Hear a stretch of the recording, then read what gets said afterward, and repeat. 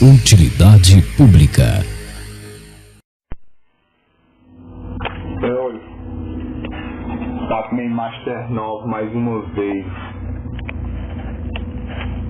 em meio à guerra.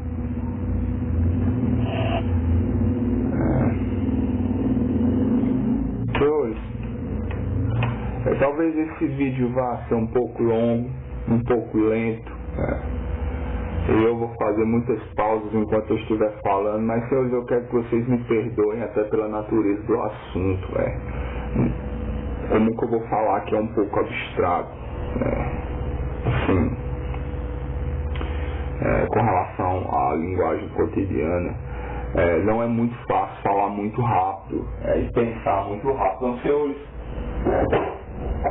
vão vendo esse vídeo aí devagarzinho, vocês vão entendendo, tá ok? Porque eu acho que, como eu digo, eu não gosto de fazer muitos cortes, eu acho que tira o sentido. Senhores, o que eu quero colocar aqui é o seguinte: eu recebi o documentário Zeitgeist Moving Forward, pelo OJFNBCO. E eu estou passando esse documentário agora para vocês. Esse documentário vocês vão poder assistir ele inteiro aqui no YouTube. Ele tem mais de 2 horas. Então eu quero agradecer ao OJFNBCO por ter mandado isso aqui pra gente. Eu estou passando agora para vocês. Assistam. E o que eu gosto nos documentários Zeitgeist é porque eles abordam a nossa civilização por vários aspectos, tanto psicológico, financeiro, religioso, científico, existencial. E se vocês vejam aí, que isso me levantou algumas questões, e eu vou colocar agora para vocês que questões isso me levantou. Senhores, é o seguinte: quando você faz a faculdade de filosofia, eu já disse aqui que eu fiz curso de filosofia até o último ano, mas não cheguei a me formar. Eu tive alguns problemas. E senhores, quando você faz o curso de filosofia, você escolhe um filósofo para trabalhar com ele. Porque aí você se especializa na obra dele e tal, lê. E senhores, o filósofo que eu escolhi foi um alemão chamado Martin Heidegger. E muito do que eu estudei de alemão foi para entender a obra dele. O Martin Heidegger, ele tem pouquíssimos vídeos, filmagens. E a obra dele é muito complicada, assim, porque é uma coisa, um jargão muito técnico. É como, não tem música para outros músicos, como aquela banda Dream Theater, por exemplo. E o Martin Heidegger, ele faz filosofia para outros filósofos, é difícil para um público leigo entender. Mas senhores, eu tenho uma das raras filmagens dele, está aqui o vídeo. E senhores, ele fala especificamente de tempo. Aliás, o livro mais conhecido dele é Ser e Tempo. Na universidade eu cheguei a fazer algumas comunicações, seminários em relação a ele. Eu conheço pouco da obra, senhores. São mais de 100 livros. Mas você pode passar a vida toda estudando só Ser e Tempo, que é a obra principal dele. Que eu tenho aqui. Acho que eu já até mostrei aqui para os senhores, É algo que eu sei que eu vou ler a vida toda para conseguir entender. Eu estou lendo. Isso aqui é da tradução da Márcia de Cavalcante. Inclusive eu cheguei a trocar alguns e-mails com ela quando ela estava lá em Estocolmo. Então, o que eu quero colocar aqui é o seguinte: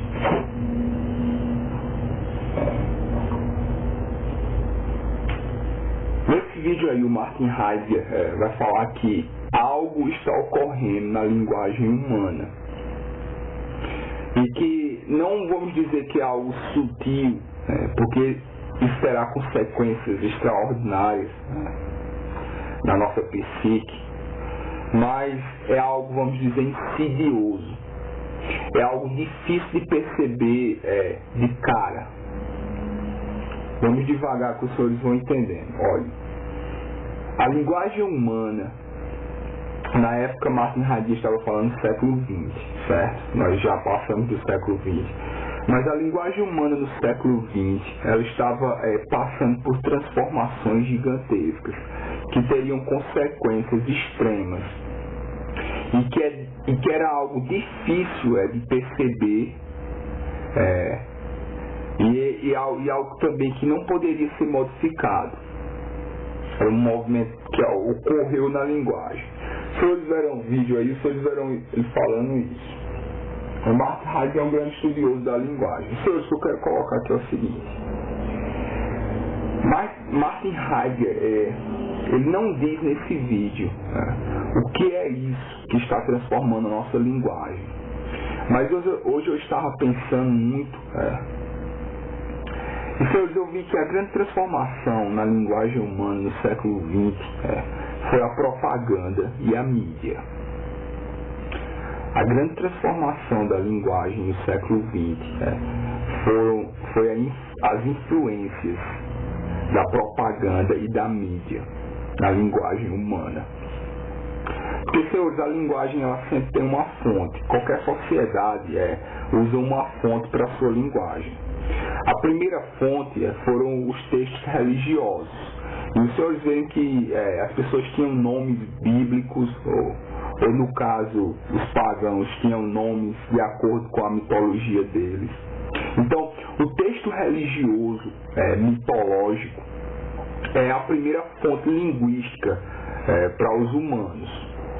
Senhores, depois disso, nós tivemos o texto científico, o discurso científico, que também moldou a civilização. Expandiu a linguagem e tal, deixou a sua transformação, deixou a sua marca na linguagem humana. Senhores, depois do discurso científico, no século XX, em vez de uma expansão, nós tivemos uma espécie de simplificação da linguagem por causa da propaganda. A propaganda e a mídia, em geral, causaram uma simplificação linguística. E essa simplificação linguística, ela tem consequências na nossa mente, na nossa psique, no modo como nós nos definimos para nós mesmos. O que é isso, senhores? O que eu quero colocar aqui é o seguinte: Heidegger não fala isso, que é a propaganda e a mídia. Ele fala da transformação da linguagem, vocês verão aí, mas eu estou colocando isso aqui. Porque, senhores, olha, a propaganda e a mídia é o que nós mais recebemos de discurso linguístico. Mais do que o discurso religioso, e mais do que o discurso científico. E nós que somos herdeiros do século XX, nós podemos nos considerar como imersos em propaganda midiática.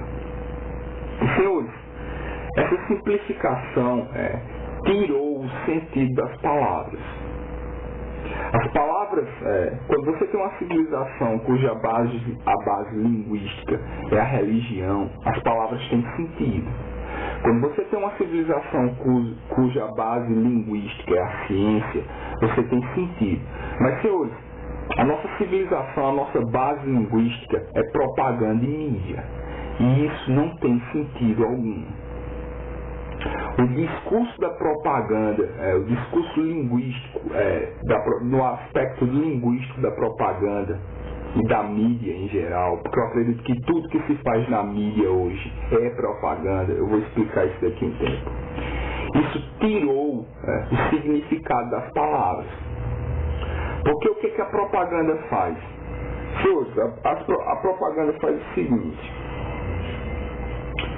a propaganda diz constantemente, eu sou o melhor, eu sou o número 1, isso aqui é a melhor opção. A propaganda, ela coloca adjetivos no produto que não têm obrigação de serem verdadeiros ou não. E, senhores, a propaganda invadiu. A propaganda começou como uma função simplesmente de fazer com que um produto aparecesse mais, um produto, uma ideia, um grupo político que fosse. Mas hoje, senhores, a propaganda, ela tipo infectou a nossa atividade artística. Porque muitas das coisas que as pessoas dizem hoje que é arte, não é mais arte, é simplesmente propaganda.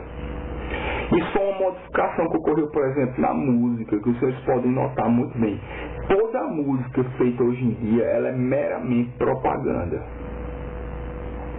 A música vamos dizer, artistas, entre aspas, que hoje em dia, como Lady Gaga, Rihanna, Jay-Z, Beyoncé,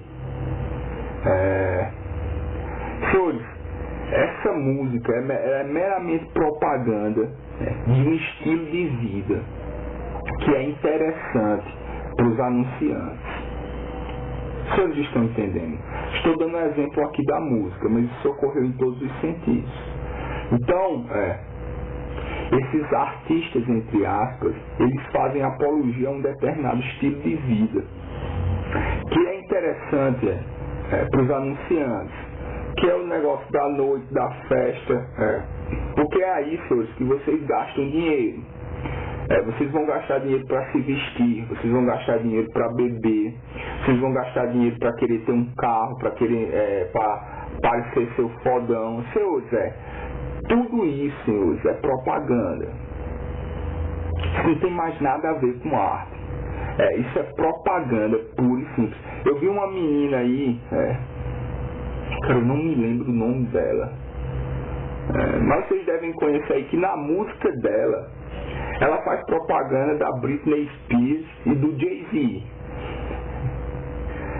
Porque, senhores, a gravadora pediu isso. Entendeu? Então, artistas, os chamados artistas hoje em dia conhecidos, eles simplesmente são agentes de propaganda para os anunciantes. E que é tanto que eles fazem propaganda que eles têm que pagar para a música deles aparecer. Estou errado? Então, senhor, o que eu coloco aqui é o seguinte.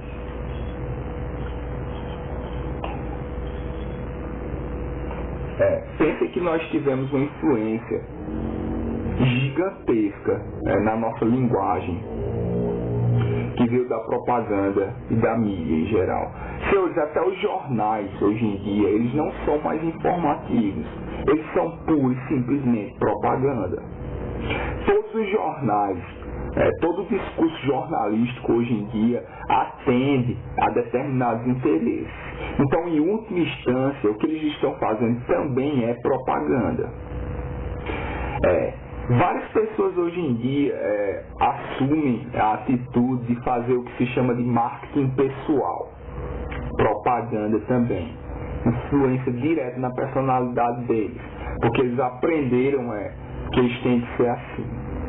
Então, senhores, eu quero que vocês pensem nas consequências que isso teve na nossa linguagem. Porque toda a nossa linguagem hoje em dia se tornou extremamente simplificada. Por quê? Porque, senhores, a propaganda, para ser eficiente, ela tem que ser simples, clara e direta.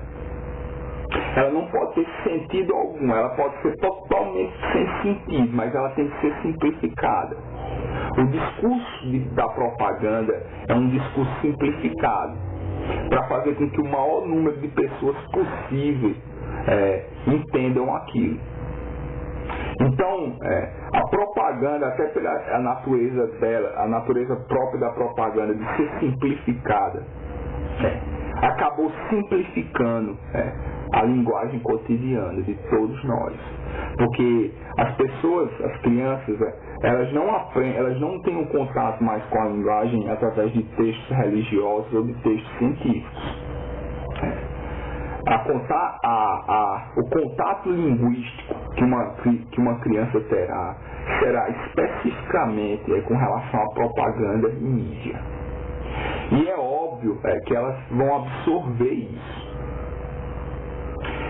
O que está ocorrendo, senhores?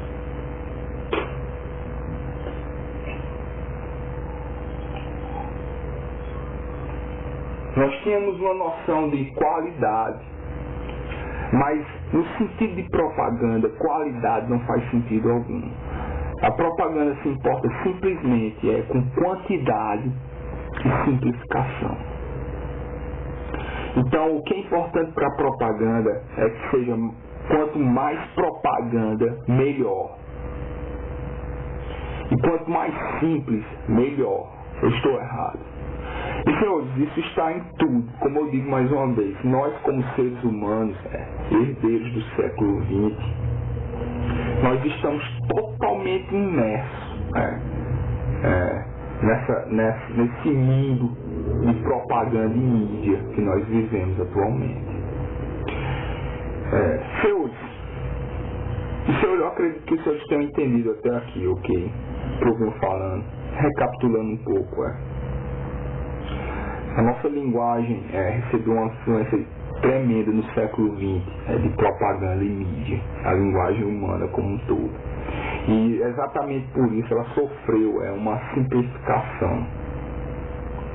Porque o contato, a maioria do contato com linguagem não ocorreu mais com relação a textos religiosos ou textos científicos, mas simplesmente com propaganda e mídia. Senhores, como nós podemos fazer algo em relação a isso? No vídeo do Hyde, ele fala que realmente não há nada que você possa fazer diretamente. Mas o que eu quero colocar aqui, senhores, é o seguinte. A única possibilidade de expansão da linguagem, já que ela se simplificou, para que ela volte a se expandir de novo, senhores, é através de arte. Arte, seja ela o que for, sons, cores, dança, conceitos, vídeo, todas as formas de arte, todas elas, senhores, são, em última instância, elas lidam com linguagem. E quando você pratica uma atividade artística, o artista, a pessoa que realmente merece esse título, essa alcunha, engraçado hoje porque a noção de artista hoje que a maioria das pessoas tem se confunde muito com a noção de celebridade, não é? Para vocês verem de novo a influência da propaganda da mídia nesse discurso. Então, senhores, a única forma de expandir a sua habilidade linguística é através de arte, fazendo arte e tendo contato com arte. Como eu digo, arte de todas as formas, porque mesmo a dança, ela é uma linguagem, entendeu? Vídeo arte, por mais abstrato que for, ali existe uma linguagem ali. Agora, qual é o problema disso aqui, senhores? O negócio é o seguinte: quando uma pessoa deseja fazer qualquer tipo de atividade artística, a primeira coisa que ela pensa é no público que ela vai ter. Porque, como eu digo mais uma vez, a noção de propaganda está introjetada na cabeça dele ou dela. E, senhores, a preocupação hoje do artista, entre aspas, é mais com a quantidade do público do que com a mensagem em si. Então, senhores, quando nós fazemos isso, é como se dissolvesse, é como se perdesse o sentido. Qualquer pessoa hoje que deseja ter qualquer tipo de atividade artística, seja ela qual for, o ponto primordial que ela deve ter é o seguinte: ela não deve se preocupar de forma alguma com o público. Eu sei que vocês podem achar isso estranho em primeiro, mas o negócio é o seguinte, senhores.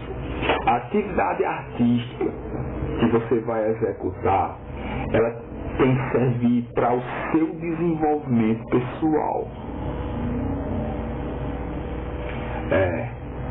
Se outras pessoas acompanham isso, ok. Mas, senhores, o que está sendo aqui modificado quando você faz arte é você mesmo. Um artista, ele é uma espécie de experimentador. E ele faz as experiências dele. Mas o foco principal é as mudanças que vão acontecer nele mesmo, durante o processo artístico. As descobertas que ele vai fazer com relação a ele mesmo. Entendeu? Então aí porque eu digo, olha, o grande problema da simplificação da nossa linguagem foi propaganda, estou certo. A única forma de reverter isso é fazendo arte, sincera e honesta, seja isso o que for. E a única forma de você fazer arte com uma, vamos dizer, honestidade intelectual é quando você não se preocupa de forma alguma se outras pessoas estão vendo aquilo. A preocupação primordial é como aquilo vai lhe modificar pessoalmente durante o processo. Senhores, eu espero que eu tenha deixado minha mensagem clara e eu me despeço. Eu peço às senhoras e senhores que se cuidem.